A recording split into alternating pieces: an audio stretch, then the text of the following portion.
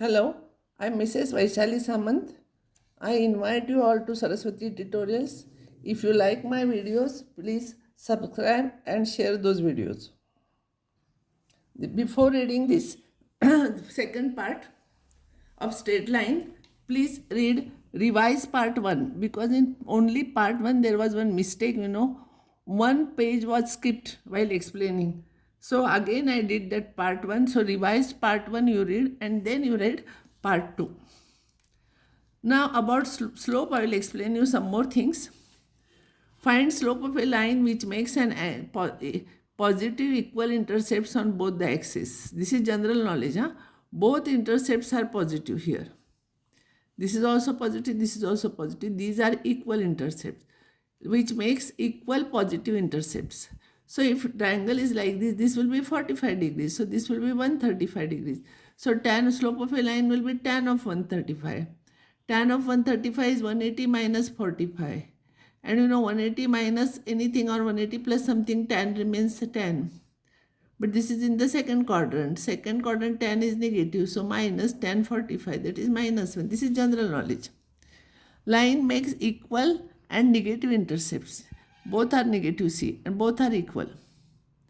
If both are equal, then these angles will become 45. So this will become 135. So with positive direction, line makes an angle in positive direction 135. So M will be tan 35, that is minus 1, same as above. Next one is equal intercepts with opposite signs. So equal intercepts are there, but this is positive, this is negative. Here, in this case, this is negative, this is positive. Both are same. In this case, that line makes angle 45 degrees. Here also 45 degrees. So M is equal to tan 45, that is 1. Now this is very important result. Find an angle between two intersecting lines. There are two lines, they are intersecting each other. So you find out angle between those two lines. Let alpha 1 and alpha 2 be two lines, non-vertical. They are intersecting, they are not vertical, with slopes m1 and m2 respectively. And alpha 1 and alpha 2 with their inclinations with x-axis in positive direction. So this is alpha 1, line L1 makes an angle alpha 1, line L2 makes an angle alpha 2, and theta is angle between them. So slope of this line, I will suppose, because this is L1, I will suppose slope as M1. M1 will become tan alpha 1, M2 will become tan alpha 2. Now what happens by the very easy property that what you have done in school, in a triangle, exterior angle is equal to sum of the two interior angles. So alpha 2 is equal to theta plus alpha 1. And therefore theta I want to find out. So theta will be alpha 2 minus alpha 1. Now tan theta will be, theta is alpha 2 minus, again I have drawn here diagram. This is theta, alpha 1, alpha 2. Tan of theta is equals to tan of alpha 2 minus alpha 1. And now you know formula for tan of A minus B. Tan A minus tan B upon 1 plus tan A tan B. And this is M2, this is M1, M2 minus M1 divided by 1 plus M1, M2. So here when two lines intersect each other, there are two angles, this one angle, this one angle. Out of this, usually question is asked to find out acute angle. Acute means which is less than 90 degrees. So acute angle theta between them is, in the acute means it should be positive. So we take modulus sign here. M2 minus M1 upon 1 plus M1 M2. This is important formula for angle between two lines whose slopes are M1 and M2. Very important formula. Now note, if lines are parallel, then alpha 1 will be equals to alpha 2 and M1 will be equals to M2. Their slopes will be equal.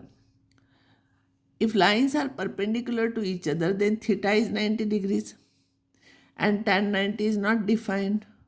So this is not defined, so denominator must be 0. So 1 plus M1 M2 must be 0. So M1 M2 must be minus 1. So M2 must be minus 1 upon M1. So slope of one line is given, slope of this perpendicular will be reciprocal with negative sign. This is the important result you will have to remember. One example I will take, find the slope of a line which passes through the origin and the midpoint of the line segment joining this. And find slopes of the line parallel to required line and perpendicular to required line. This is extra question. Now midpoint of PQ you have to find out. It will be this plus this upon 2, this plus this upon 2. If you simplify, you'll get 4 minus 2. So you have to find out slope of a line joining origin and this midpoint. So this is x1, y1, this is x2, y2. Slope is y2 minus y1 upon x2 minus x1. So minus 2 minus 0 divided by 4 minus 0, it will be minus half.